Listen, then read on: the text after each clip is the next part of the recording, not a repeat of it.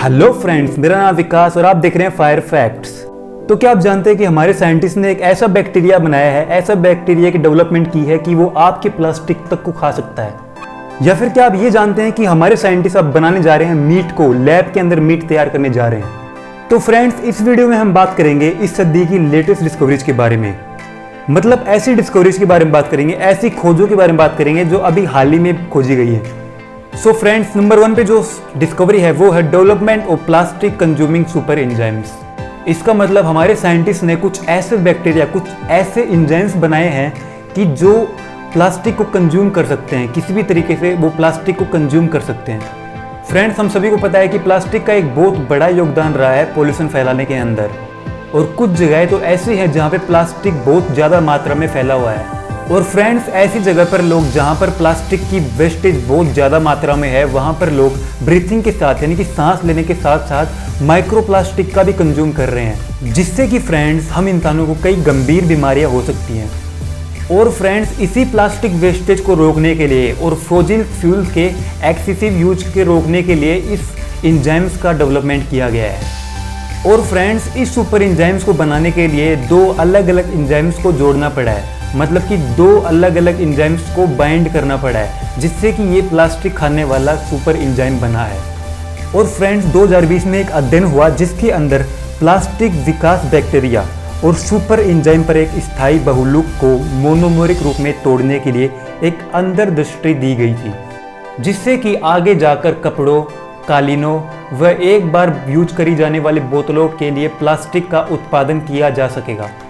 और अगर फ्रेंड्स ये सुपर एंजाइम सक्सेसफुल होता है तो इस सक्सेसफुल सुपर एंजाइम को यूज करके हम इन्वायरमेंट में वेस्ट प्लास्टिक को इकट्ठा करके हम ऐसा प्लास्टिक बना सकते हैं जिसको हम दोबारा यूज कर सकें, जैसे कि कपड़े बनाने में या फिर कालीन या फिर एक बार यूज करी जाने वाली बोतलों को बनाने में।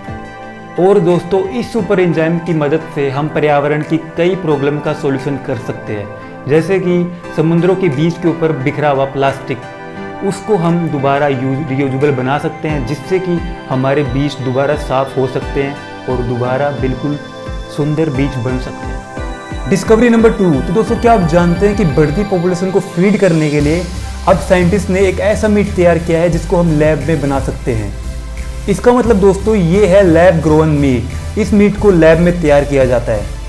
दोस्तों, हम सभी को पता है कि दुनिया की पॉपुलेशन कॉन्स्टेंटली बढ़ रही है, यानी कि लगातार बढ़ती जा रही है, और इसके बीच एक ऐसी चुनौती आ खड़ी हुई है कि लोगों को फीड कैसे किया जाए। इसलिए साइंटिस्ट ने एक ऐसा मीट बनाया, ऐसा मांस बनाया है जिसे हम लैब के अंदर तैयार कर सकते हैं। उसको हम आर्टिफिशियल मीट बोल सकते हैं। दोस्तों, यूएस की फर्म आईटी प्रयोगशाला के अंदर यानी कि लैब के अंदर मीट बनाने में सक्षम थी, जिसे सिंगापुर के अंदर 2020 में भोजनालय के अंदर शामिल किया गया।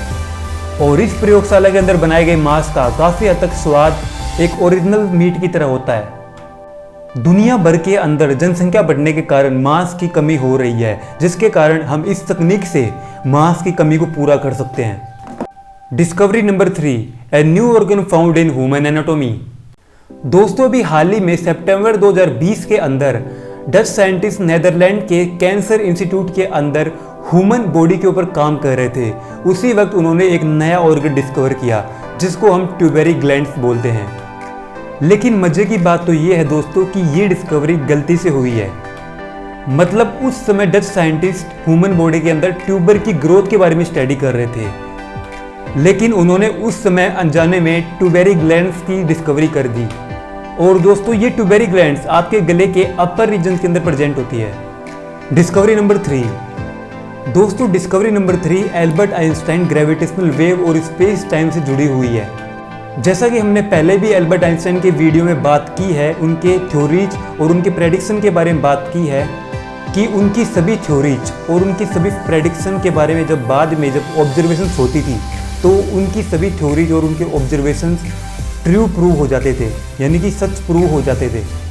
और उनमें से एक एल्बर्ट आइंस्टाइन की भविष्यवाणी, जब एल्बर्ट आइंस्टाइन ने सन 1916 के अंदर ब्रह्मांड के अंतरिक्ष समय के ताने बाने यानी कि यूनिवर्स के फैब्रिक को गुरुत्वाकर्षण तरंगों के रूप में ज्ञात मजबूत तरंगों से बाधित किया गया था, उसके ठीक 1 सदी बाद लेजर इंफ्रोमीटर से 2 मर्जिंग ब्लैक होल से निकलने वाली एक ग्रेविटेशनल वेव को स्पॉट किया गया। मतलब दो मिलते हुए ब्लैक होल में से निकलने वाली ग्रेविटेशनल वेव को स्पॉट किया गया, जिससे कि एल्बर्ट आइंस्टाइन की प्रेडिक्शन बिल्कुल सही साबित हुई। Discovery number 5, oldest material found on the earth. दोस्तों, अगर मैं ओल्डेस्ट मटेरियल की बात करूं तो आप लोग सोचेंगे कि ये मटेरियल अर्थ से तो पुराना नहीं हो सकता, लेकिन दोस्तों आप यहाँ पर गलत हैं, क्योंकि जो अर्थ की एज है वो है 4.54 बिलियन ईयर्स, जबकि इस मटेरियल की एज है 7 बिलियन ईयर्स। दोस्तों, जनवरी 2020 के अंदर एस्ट्रोनॉमर ने रिपोर्ट किया कि उन्हें अर्थ का सबसे ओल्डेस्ट मटेरियल मिला है। चूंकि वो एक मीटेरियोइड था तो उन्होंने उसका नाम मुर्चिसन मीटेरियोइड रखा, जिसको एक स्टार डस्ट भी माना जाता है। क्योंकि इसको एक स्टार डस्ट इसलिए माना जाता है क्योंकि ये स्टार का एक टुकड़ा है जो टूटकर अर्थ पे गिरा था, जो कि 7 बिलियन वर्ष पुराना है। इसका मतलब ये स्टार डस्ट सोलर सिस्टम के जन्म से पहले का है, जिसको अभी ऑस्ट्रेलिया के विक्टोरिया स्टेट के अंदर प्रिजर्व करके रखा हुआ है। दोस्तों, अगर आपको ये जानकारी अच्छी लगी हो तो लाइक और सब्सक्राइब जरूर करें, और कमेंट में अगर आपको जो भी डिटेल, जिस भी चीज़ के बारे में डिटेल चाहिए, आप उसके अंदर ज़रूर लिखें।